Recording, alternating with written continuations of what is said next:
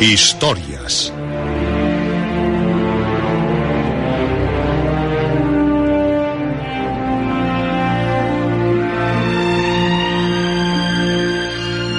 Historias de terror, de aventuras, de suspense, de ciencia ficción.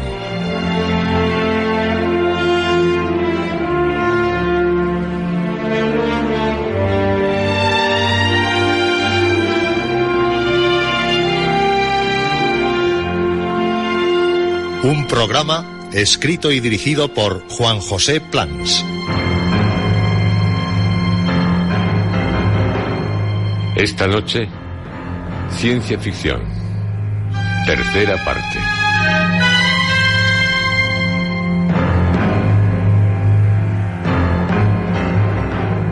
Esta es su noche, la noche de cuantos desean vivir las más apasionantes historias, las de este programa, Historias.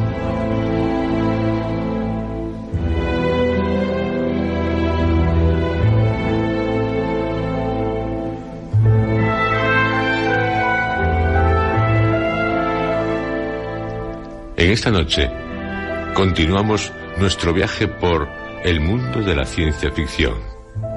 En primer lugar, con Poe.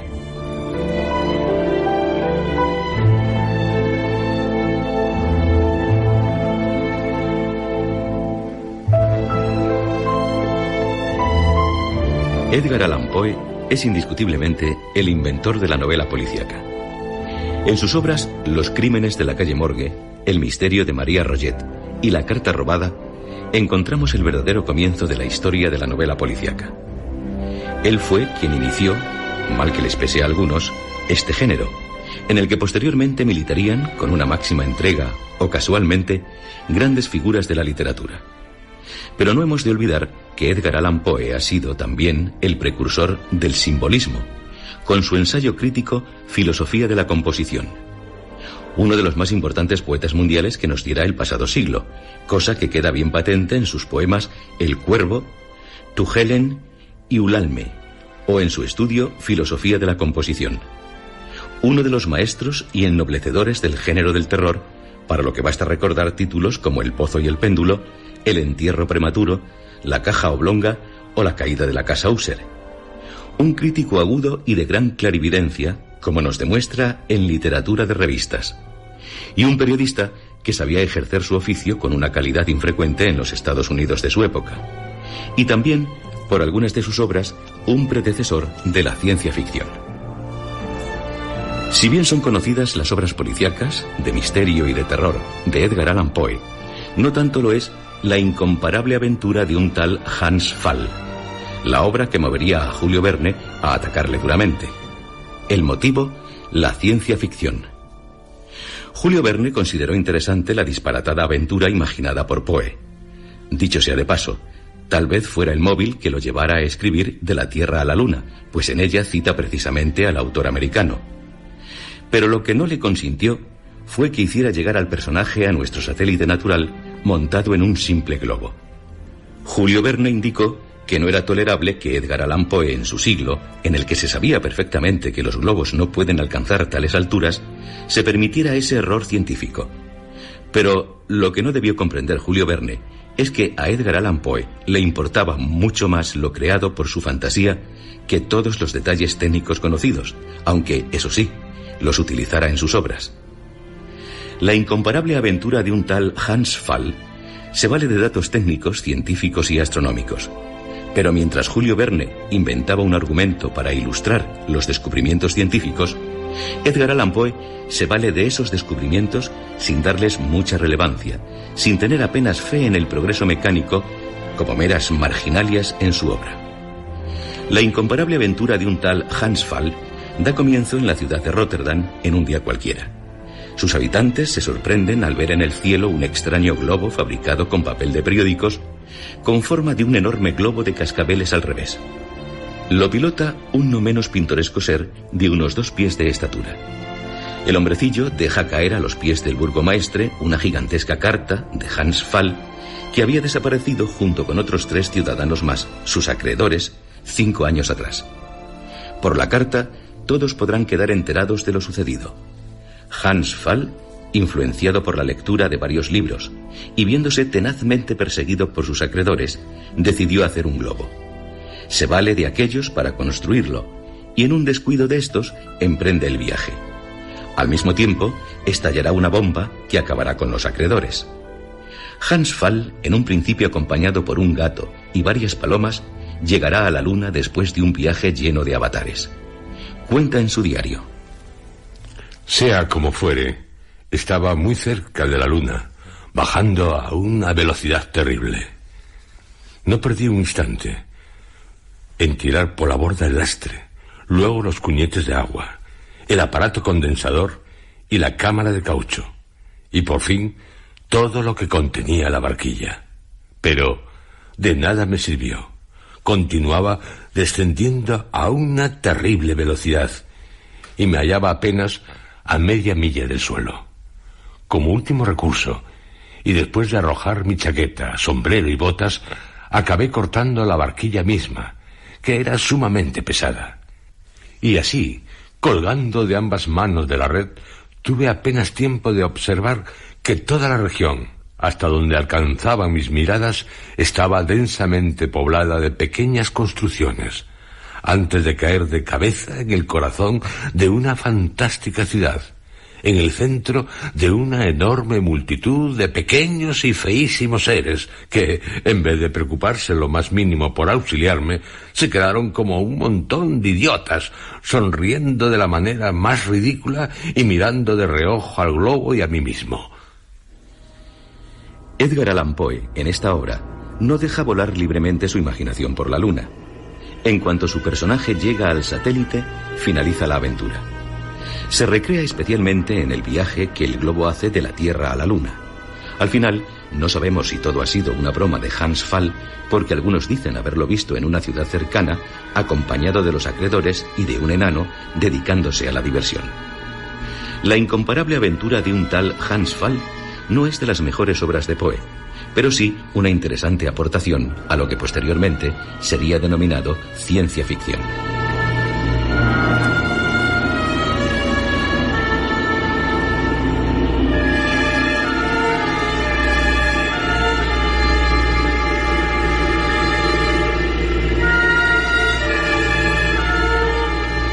Alejandro Dumas escribió Viaje a la Luna. Ambrose Bierce, Una partida de ajedrez, con máquinas pensantes. Y Achille Eiraud, Viaje a Venus. Pero será Julio Verne uno de los autores más nombrados, y no precisamente con fortuna en relación con la ciencia ficción. Nantes, año 1836. En la calle Kervegan, un niño se acaba de asomar a una de las ventanas de un edificio antiguo. La calle, amplia y maloliente, desemboca junto al río Loira. La tranquilidad de las aguas era interrumpida por los incesantes viajes de los veleros y de las barcazas. El niño se pasaba horas y horas asomado a aquella ventana. Era para él como contemplar desde aquel pequeño rincón de Francia todo el resurgir de un siglo en el que los adelantos técnicos y científicos habían tomado un cauce impetuoso. Las máquinas rompían con costumbres y tradiciones, y las chimeneas se elevaban retadoras entre los tejados de las ciudades.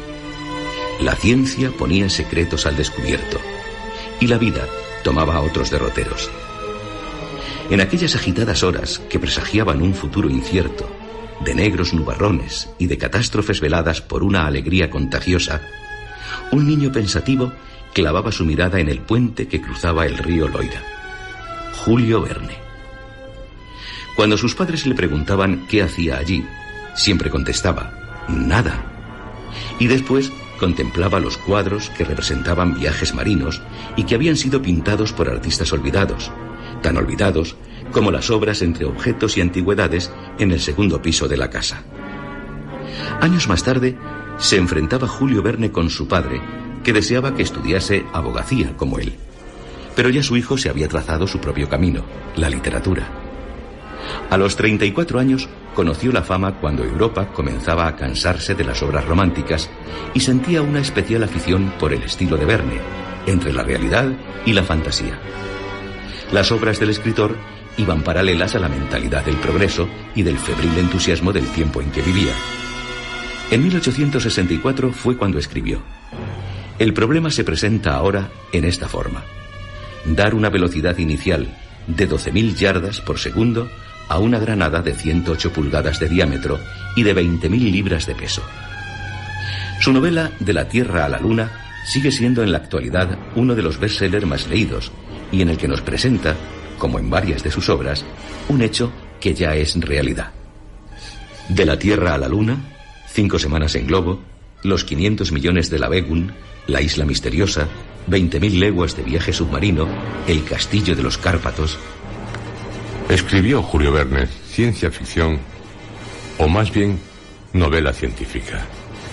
Más bien esto último. Julio Verne, partiendo de un descubrimiento científico que podía ser real o no real, desarrollaba un tema para explicar las consecuencias de ese descubrimiento. Robur el Conquistador, La isla flotante. Pese a que sus obras están llenas de aventuras, parece como si Julio Verne detuviera constantemente a la fantasía para dar más sensación de verosimilitud a la ciencia que trataba. Según algunos autores, El eterno Adán es la que más se aproxima a la ciencia ficción. Fue su última obra. No obstante, negar a Julio Verne relación alguna con el género que nos ocupa me parece algo deshonesto. La prueba está que varias de sus obras influyeron de forma decisiva en no pocos autores de ciencia ficción. Pero desde luego, lo que hay que dejar para siempre sentado es que Julio Verne se dedicó más a la novela científica, al scientific roman, término debido a Herbert George Wells. Su viaje al centro de la Tierra es una buena prueba de su posterior influencia en la ciencia ficción. En 1886 se publicó en Francia la primera edición de la novela De la Tierra a la Luna, y en el mismo año nacía en Bromley, Inglaterra, Herbert George Wells, a quien consideramos como el más claro precursor de la ciencia ficción.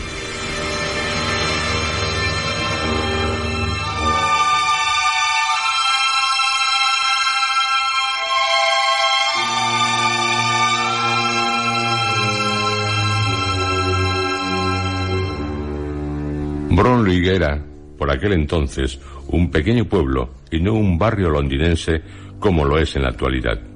Allí, Joseph Wells, hombre de recia musculatura, no tuvo fortuna con un comercio de lozas y de porcelanas que había adquirido con sus ahorros, viéndose obligado a mantener a su familia haciéndose profesional de cricket, juego al que era muy aficionado. H.G. Wells, llamado cariñosamente Bertie, nació en el seno de un hogar de clase media, con apenas disponibilidades económicas. De no ser porque a los 7 años Bertie se rompió una pierna, es probable que no hubiera llegado a ser uno de los más conocidos y leídos autores ingleses. Obligado a permanecer en reposo, se dedicó a la lectura. Poseedor de una aguda inteligencia y de una fértil imaginación, descubrió que aún quedaba mucho por realizar.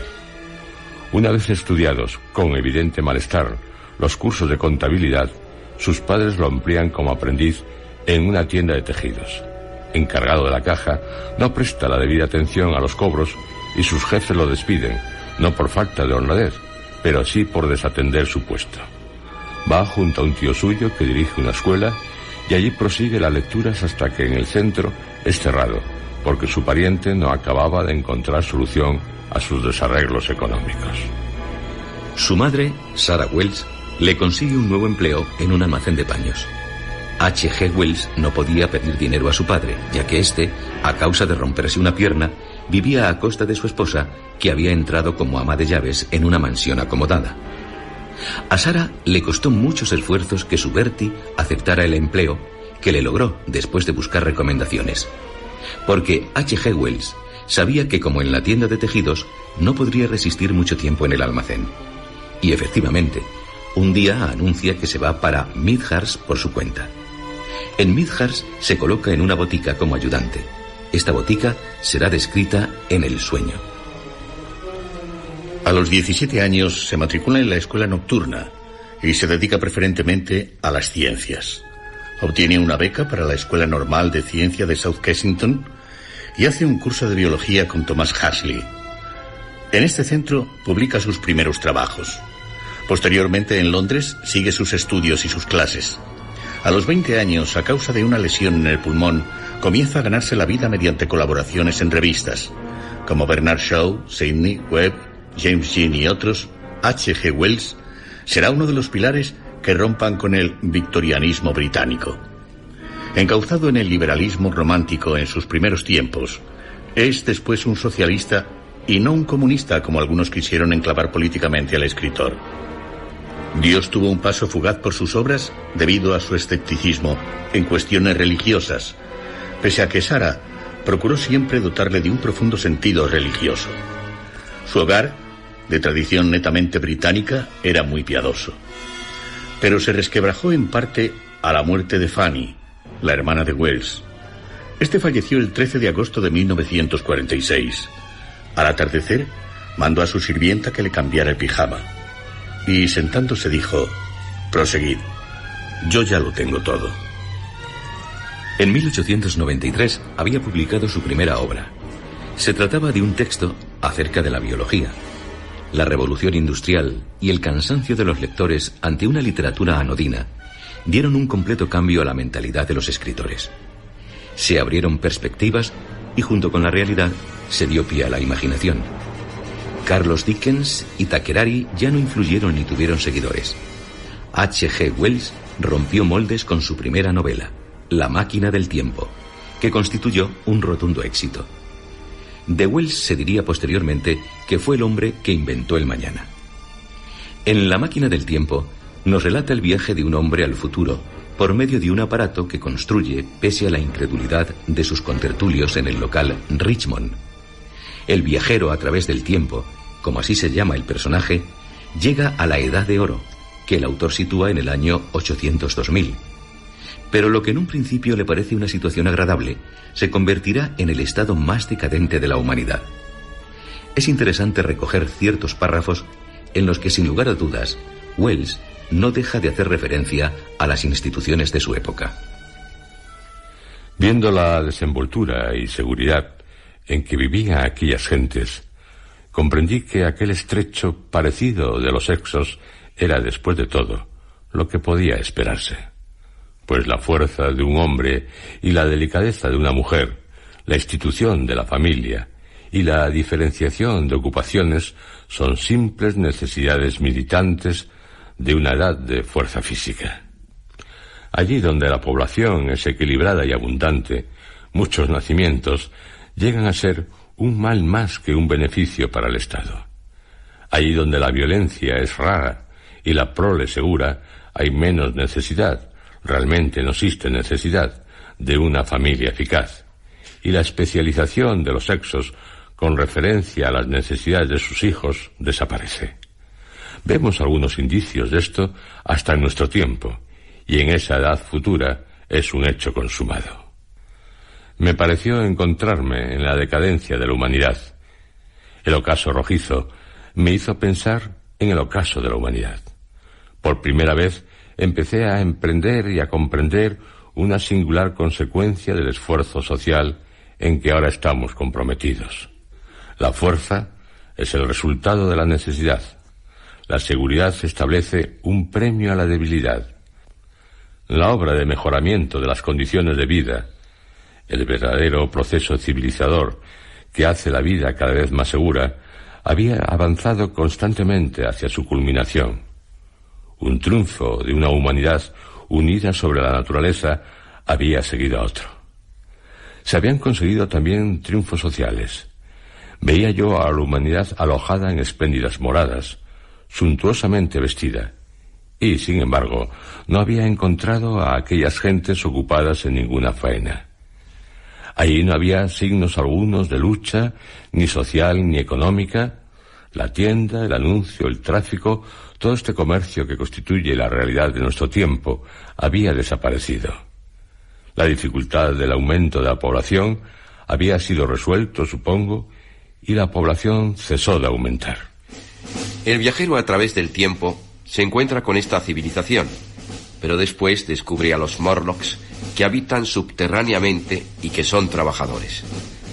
Esta diferencia de clases, sin recurrir a tanta imaginación, no deja de tener relación con la posterior novela de Thea von Harbou, esposa de Fritz Lang, que sería la base del guión del filme Metrópolis. No su mejor obra, pero posiblemente la más conocida, es La Guerra de los Mundos, escrita y publicada en 1898. En ella nos relata la invasión de la Tierra por marcianos. Es de un gran realismo y se puede considerar como el principio de la literatura de ciencia ficción que atiende más a la ficción que a la ciencia. La Guerra de los Mundos es igualmente el primer paso de un tipo de novela pletórica de monstruos en la que la humanidad siempre se encuentra amenazada por seres extraterrestres. El hombre invisible, donde se expone los peligros que lleva consigo todo descubrimiento científico, cuando el durmiente despierta para verse convertido en el hombre más poderoso del mundo, los primeros hombres en la Luna, gracias al invento de una nueva sustancia llamada caborita, la isla del Doctor Moreau, donde se nos brinda una colección de inquietantes criaturas, la historia de Platner, en que se describe un mundo que ocupa el mismo espacio y tiempo que el nuestro, pero en distinta dimensión, En los días del cometa, que es una exposición acerca de la supervivencia, las novelas de H.G. Wells, tanto en imaginación como en calidad literaria, son muy superiores a las de Julio Verne. Pero aunque podamos catalogarle como el máximo precursor de la ciencia ficción, no fue su creador. Digamos que todos los autores nombrados hasta ahora, más o menos, como hemos ido señalando, en diversas épocas estuvieron unidos por unas temáticas semejantes. Pero la ciencia ficción no nacería hasta principios de nuestro siglo.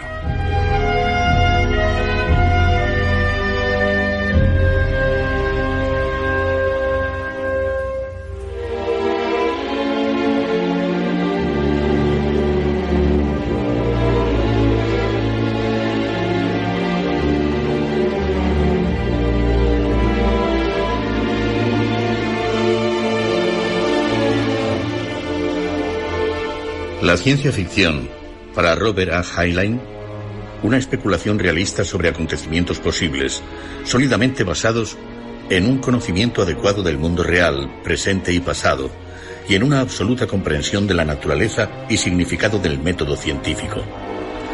Para Theodore Sturgeon, una historia de ciencia ficción es una historia edificada alrededor de seres humanos, con un problema humano y una solución humana, que no habría tenido lugar sin su contexto científico.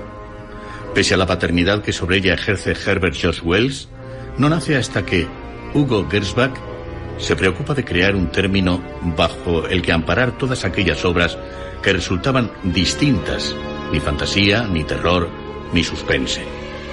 Hugo Gernsback, luxemburgués de nacimiento, llegó a los Estados Unidos en 1904. Apasionado por la electrónica, que en aquellos años era algo que se presentaba más misterioso que tecnológico, publicó una revista dedicada a esta nueva especialidad, la Modern Electrics, cuyo primer número aparece en abril de 1911.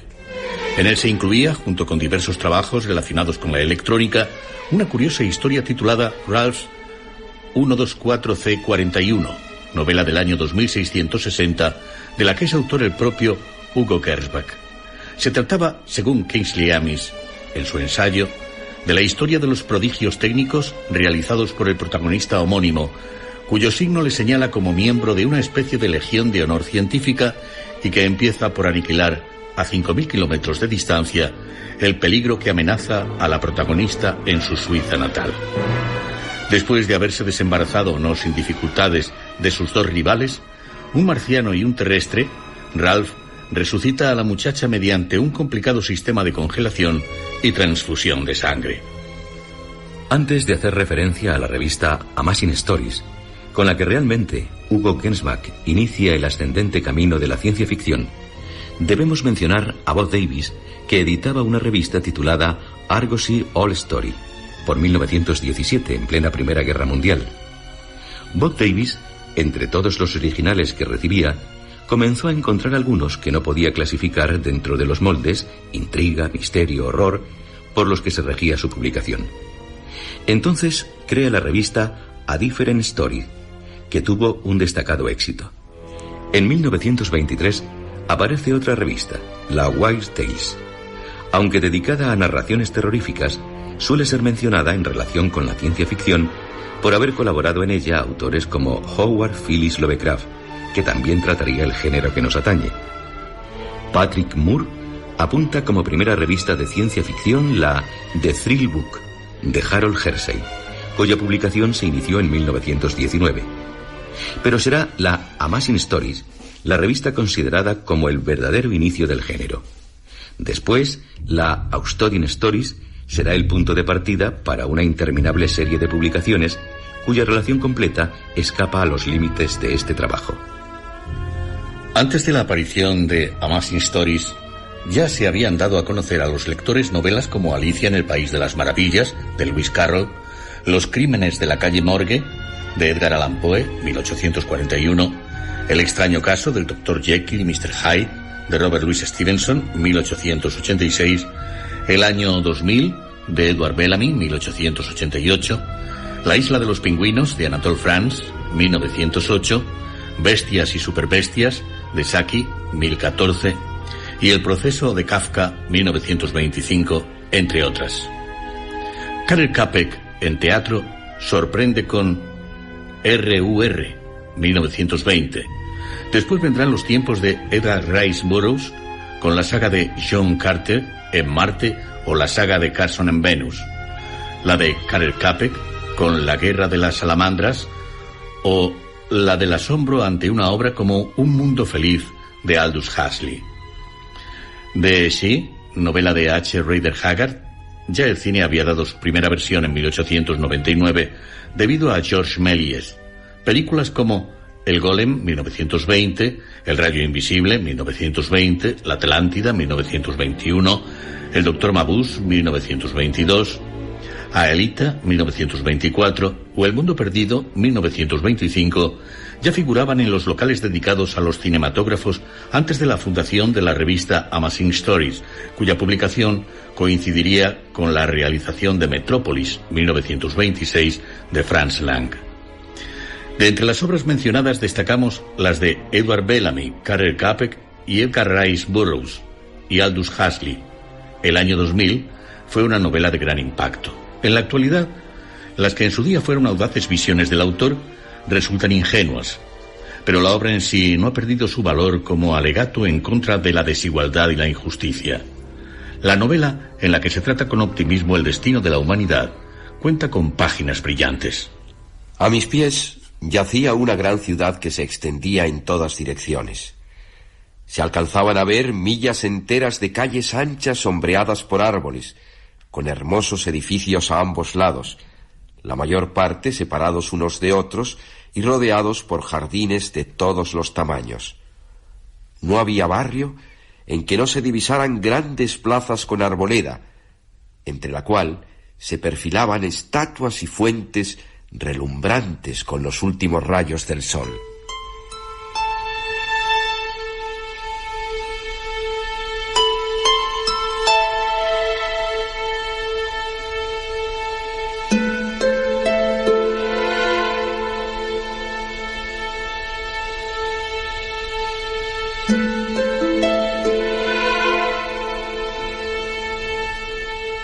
Karel Čapek, con R.U.R., iniciaría de una forma total uno de los grandes temas de la ciencia ficción: los robots.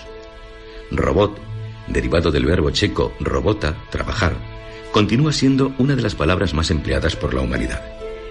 R.U.R., que puede ser considerada como una de las obras más importantes del teatro de ciencia ficción, está escrita con una magnífica técnica teatral. La problemática que aborda, relación entre hombres y robots, trabajadores, es trascendental. Su influencia quedará siempre manifiesta en no pocas obras de ciencia ficción. La obra se inicia en la oficina central de la fábrica de robots universales Rossum. En la pared de la derecha hay una serie de carteles colocados con chinchetas en los que se lee: mano de obra barata, robots Rosun, robots para el trópico, $150 cada uno. Todos debieran comprar su propio robot. ¿Quiere usted abaratar su producción? Encargue robots Rosun. Edgar Rice Burroughs, escritor menor con predilección por las novelas de aventuras, tiene también un especial interés, porque aunque sus obras no sean de una gran calidad, y aunque las peripecias que nos narran se nos antojen en el presente muy ingeniosas, continúa siendo uno de los autores más leídos. Por ejemplo, en su serie marciana, Una princesa de Marte, Tubia, la Virgen de Marte, Los dioses de Marte, El guerrero de Marte y El ajedrez vivo de Marte, al igual que hubiera hecho en sus novelas sobre Tarzán, las aventuras alcanzan cotas sorprendentes. Aldous Huxley, más con mono y esencia que con Un mundo feliz, sería uno de los autores que más literariamente ennoblecerían a la ciencia ficción, aunque no se pueda decir que se trate de un escritor del género, al igual que George Orwell, autor de 1984 y Rebelión en la Granja. Una de las novelas que más inquieta es La guerra de las salamandras, en la que millones de estos batracios comienzan a ocupar todos los litorales del planeta y se disponen a gobernarlo. En sí, el hecho a nadie asusta por inverosímil, pero hizo reflexionar acerca de la posibilidad de que otra especie animal dominase al hombre. De paso, Karel Capel, con un humor feroz y satírico, denuncia el egoísmo de la civilización de su época y por consiguiente de la nuestra. Unas viven en las costas occidentales y otras en las orientales. Se despedazarían, sobre todo en nombre del occidente contra el oriente. Aquí tienes las salamandras europeas y allá abajo las africanas. El diablo me lleve si finalmente no quisieran ser las unas más que las otras. Hombre, podían ir unas a darles una lección a las otras en nombre de la civilización, de la expansión o qué sé yo. Siempre se puede encontrar algún motivo político o de ideas por el que las salamandras de una costa querrán golpear a las de las otras. Las salamandras están tan civilizadas como nosotros, los hombres. No escasearán los argumentos de poder, económicos, legales, culturales o cualesquiera otros. Anteriores a la publicación de la revista Amazing Stories, son también obras como La luna artificial, de Edward Everett, 1869, A través del zodiaco, de Percival Gregg, 1880, Conquista de la luna, de André Lori, 1889, En dos planetas, de Kurt Laskich, 1897, Luna de miel en el espacio, de George Griffith, 1901. Pero, como ya hemos indicado, la revista Amazing Stories fue el punto de partida del género que hoy denominamos ciencia ficción. No obstante, la ciencia ficción de Hugo Gernsback y la actual son muy diferentes. La pretensión de Hugo Gernsback era casi la de una divulgación científica por medio de amenos argumentos. Es decir, yo le cuento a usted una historia con la que se entretendrá y de paso acabará sabiendo de la electrónica. Esta idea sucumbió ante otros nuevos derroteros de mucho mayor interés. John W. Campbell Jr. contribuiría mucho a ello con su revista Astounding Science Fiction. La ciencia ficción, en sus principios más atenta a la ciencia que a la ficción, acabaría trastocando totalmente sus fines, dando más importancia a la ficción que a la ciencia. De ahí que el término science fiction haya sido desde casi siempre tan discutido, aunque a algunos autores les agrada. Por ejemplo, a Frederick Pohl. En su selección de autores titulada Los soñadores expertos, nos dice: se ha dicho 1000 veces que ciencia ficción es un nombre inapropiado. No estoy de acuerdo. El término es bastante afortunado, de un modo accidental si quieren, ya que era el aspecto aparatos extraños de la ciencia ficción el que predominaba hace unas décadas cuando se acuñó el término. Pero sigue siendo adecuado a pesar de todo. ¿Por qué? Porque, ¿qué es la ciencia? Es un modo de hacer las cosas. Su centro es el método científico: acumular hechos, hacer deducciones, construir una explicación, comprobar la explicación haciendo predicciones, comprobar las predicciones por medio de experimentos. Frederik Pohl, todo hay que decirlo, es un científico que en sus ratos libres escribe ciencia ficción. La ciencia ficción, que se forja durante la Primera Guerra Mundial, es también conocedora de la época de la crisis del capitalismo. Las artes y la literatura, a partir de 1929, experimentan un cambio, evolucionan. La ciencia ficción, en nada ajena a los acontecimientos, comienza a abandonar los rayos desintegradores, los horribles monstruos de las cavernas, los malvados sabios en islas desiertas, para denunciar la sociedad. No se trata solo de hacer una crítica de la misma, sino también de exponer sus consecuencias. La ciencia ficción de Hugo Gervas va perdiendo terreno ante la que nace a través de un nuevo concepto del futuro de la humanidad. Aunque el camino del género ha sido ascendente, no por ello ha dejado de tener peligrosas etapas. Frederik Pohl, que junto con C.M. Coldbrook escribiría Los mercaderes del espacio, hace referencia a una de las crisis en la introducción a través del tiempo. Ingresados él y su fiel colaborador en el ejército, cuando la Segunda Guerra Mundial, dice: La idea de escribir algo, particularmente ciencia ficción, nos pareció entonces muy remota.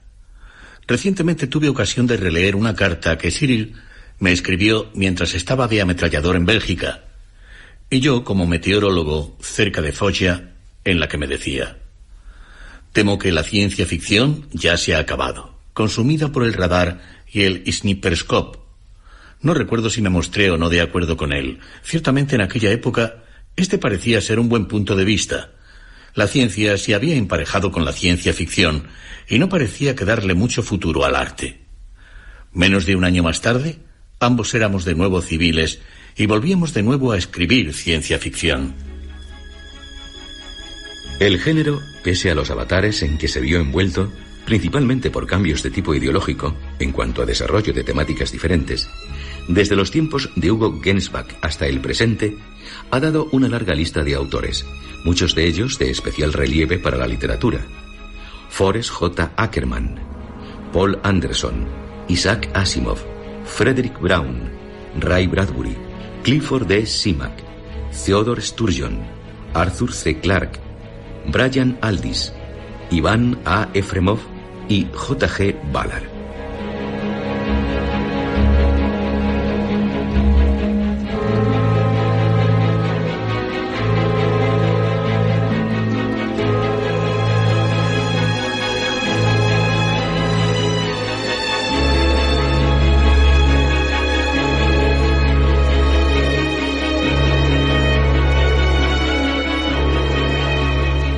En resumen, las fechas claves del nacimiento de la ciencia ficción son: 1911. Hugo Gernsback inicia la publicación de la revista Modern Electrics. 1917. Bob Davis comienza la publicación de la revista A Different Stories. 1919. Harold Hersey edita la revista The Thrill Book. 1926. Hugo Gernsback inicia la publicación de la revista Amazing Stories. 1927. Hugo Gernsback crea el término Science Fiction.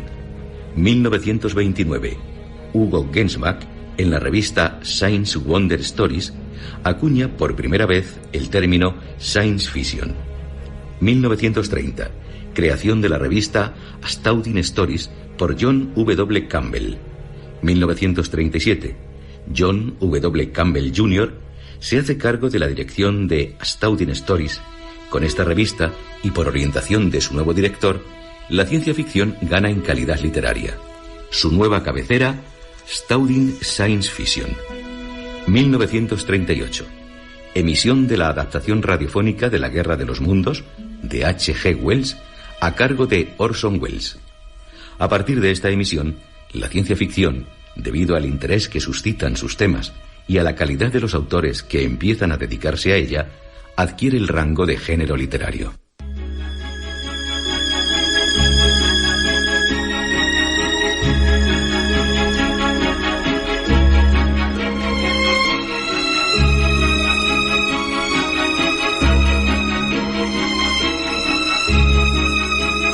Antes de hacer referencia a los diversos temas que con más frecuencia aparecen en la ciencia ficción, mencionaremos a un gran autor, no solamente de ciencia ficción, sino también dentro de la literatura universal, Howard Phillips Lovecraft.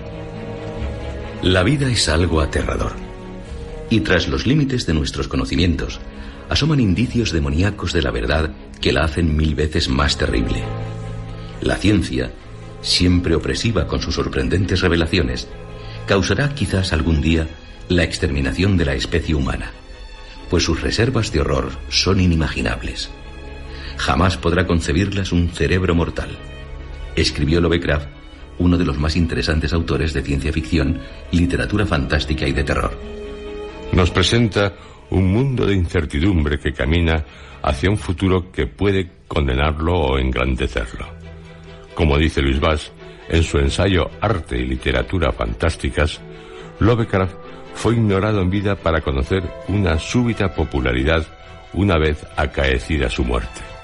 En su obra, generalmente el terror y el horror alcanzan un alto nivel, llegando a resultarnos en no pocas ocasiones verdaderamente insoportable. Ha sabido, mejor que ningún otro, hacer surgir de la materia y de los lugares la poesía mórbida que en ellos flota, que en ellos se oculta. Hay un horror especial que vaga alrededor de las moradas abandonadas, y este horror no es el mismo junto a las construcciones de madera entregadas a la soledad del aire y del polvo, ni junto a las construcciones de piedra corrompidas por una vegetación enferma. Cada uno de los cuentos de Lovecraft, más que un relato anecdótico, es un esfuerzo casi siempre feliz por fijar un nuevo matiz poético. En Las montañas de la locura nos encontramos ante una novela sobrecogedora, no solamente por lo que en ella se nos describe, sino también por lo que nos hace pensar. Aunque Howard Phillips Lovecraft tenga más contacto con el terror que con la ciencia ficción, esta está bien presente como en la obra mencionada. Es absolutamente necesario para la paz y la seguridad del género humano no perturbar algunos de los rincones sombríos y muertos de la Tierra y de sus profundidades no exploradas.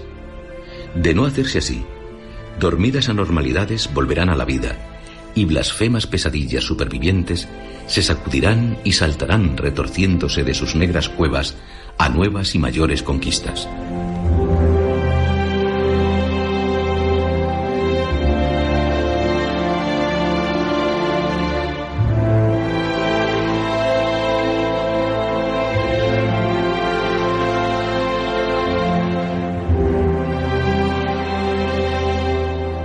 Los temas más característicos de la ciencia ficción son aquellos que tratan los viajes interplanetarios, la exploración de otros mundos, el contacto con otros seres dotados de inteligencia, las consecuencias de un posible desastre motivado por armas atómicas, los robots y cuanto se relaciona con la cibernética, los viajes por el tiempo, los mutantes, anticipaciones acerca de supuestos futuros. ¿Son temas únicos de la ciencia ficción? De antemano hay que decir que no. Pero el tratamiento de los mismos es lo que los ha convertido en característicos del género.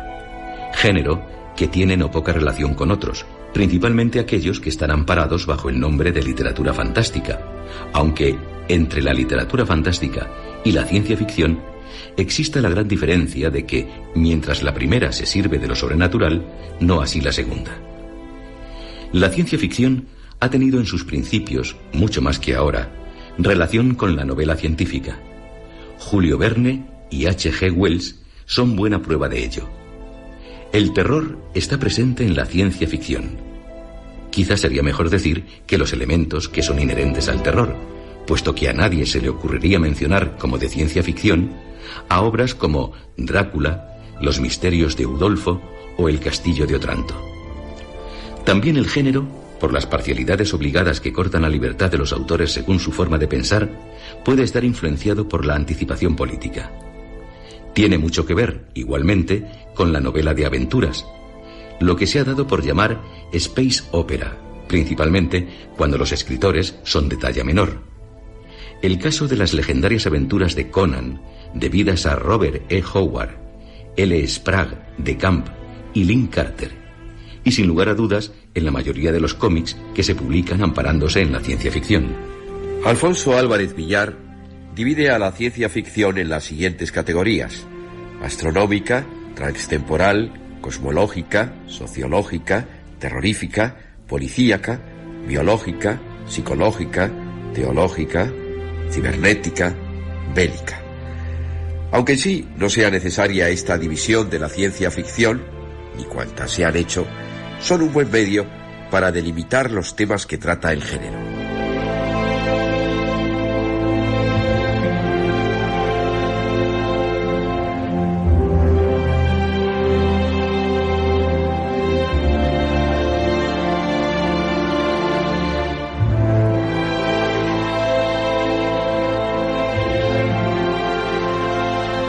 La exploración de otros mundos tiene dos buenos ejemplos en Crónicas marcianas de Ray Bradbury y en El hombre que vendió la luna de Robert A. Heinlein, cuya obra más importante consideramos que es Forastero en tierra extraña.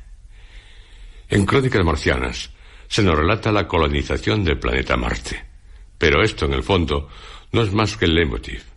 Lo verdaderamente interesante es que el planeta Marte de Bradbury no es otra cosa que nuestra querida Tierra. Allí, por extrapolación, lleva nuestros vicios y virtudes. En El hombre que vendió la luna, Robert A. Heinlein nos cuenta la historia de Delos Harriman, que para ir a nuestro satélite natural se ve obligado a venderlo por parcelas. Los grandes viajes interplanetarios parecen tener su culminación en 2001, una odisea espacial, con un alcance ya muy superior a los llevados a cabo por los personajes de Verne o de Wells. Arthur C. Clarke nos sorprende con situaciones como esta. La columna de fuego estaba moviéndose sobre el borde del sol, como una tormenta que pasara más allá del horizonte. Las escurridizas guedejas de luz no se movían ya a través del paisaje estelar de rojizo resplandor, a miles de kilómetros más abajo. En el interior de su cápsula espacial, protegido de un medio que podría aniquilarle en una milésima de segundo, Dave Bowman esperó cualquier cosa que hubiese sido preparada. La enana blanca estaba sumiéndose con rapidez a medida que discurría a lo largo de su órbita. Ahora tocó el horizonte, lo incendió y desapareció. Un falso crepúsculo se tendió sobre el infierno de abajo, y en el súbito cambio de iluminación, Bowman se dio cuenta de que algo estaba aconteciendo en el espacio que le rodeaba.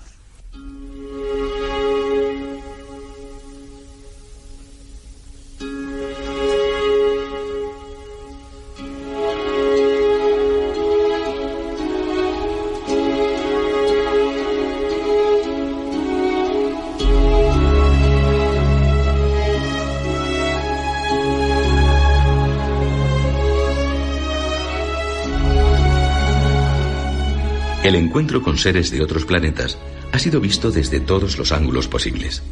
Desde la llegada de marcianos, dispuestos a invadirnos y aniquilarnos, a la ida de los hombres a otros planetas con las mismas intenciones. Desde la venida a la Tierra de enviados de otros mundos para orientarles y encaminarles en su evolución, como de la ida de terrestres a otros mundos con la intención de sacarlos de su primitivismo. Quizá uno de los contactos más interesantes es el que nos brinda Arthur C. Clarke en El fin de la infancia. Los seres extraterrestres llegan a la Tierra con la misión de hacer pasar a los humanos a una condición más elevada de la que apenas se tenía conocimiento, la sobrehumana. La más simpática invasión la sufrimos en Marciano, vete a casa, de Frederick Brown. Los marcianos resultan ser buena gente, pero muy pesados. Están siempre presentes en todas partes, entrometiéndose hasta en los asuntos más privados. La conclusión es la que reza en el título. Los viajes por el tiempo, la ciencia ficción transtemporal, se inauguró brillantemente con La máquina del tiempo de H.G. Wells. El tema sigue tratándose con gran entusiasmo por parte de los escritores. Permite, entre otras cosas, gozar de la libertad que da lugar el vencer al tiempo. Tanto se puede ir al pasado como al futuro. Y por medio de tan magnífica extrapolación, criticar duramente la sociedad. Los mutantes tienen su mejor expresión en Más que humano, de Theodore Sturgeon. Como ya hemos indicado, Se trata de una obra realmente bella e inquietante. En Soy leyenda, de Richard Matheson, todo nos sorprende. La novela describe la lucha del último hombre contra los vampiros, que son los que han comenzado a poblar el planeta. Pero el verdadero problema de la mutación no es que la Tierra esté ya en manos de los vampiros, sino que es él, precisamente, el que sobra al tratarse del único ser humano superviviente. Realmente, el hombre es quien ha sufrido la mutación. Una novela impresionante. La calle estaba llena de gente. Se agrupaban y movían en la luz gris de la mañana. El sonido de sus voces llegaba a él como el zumbido de 1.000.000 de insectos. Neville los miró con la mano izquierda en los barrotes, los ojos encendidos por la fiebre. Entonces alguien lo vio. Durante un momento las voces se elevaron un poco. Se oyeron algunos gritos. Pero luego el silencio cubrió las cabezas como una manta pesada. Todos volvieron hacia Neville unos rostros pálidos. Neville los observó serenamente y de pronto comprendió. Yo soy el anormal ahora. La normalidad es un concepto mayoritario, norma de muchos, no de un solo hombre. Y comprendió también la expresión de aquellos rostros: angustia, miedo, horror.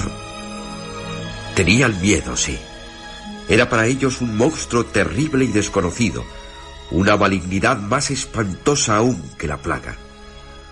Un espectro invisible que había dejado como prueba de su existencia los cadáveres desangrados de sus seres queridos. Y Neville los comprendió y dejó de odiarlos.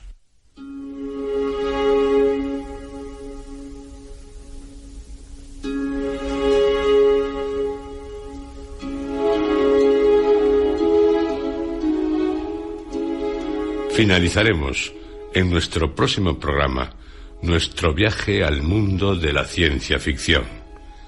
Les esperamos, con autores como Asimov, Clarke, Ballard. No se lo pierdan.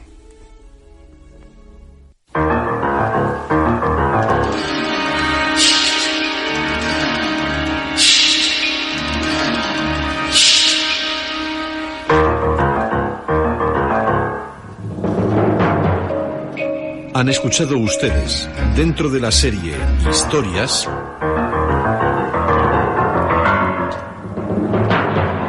Ciencia Ficción, tercera parte.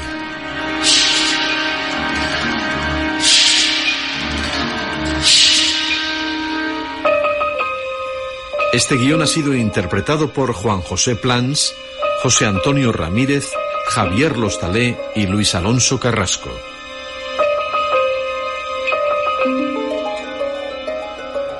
Efectos especiales, Joaquín Úbeda. Realización técnica, Adolfo...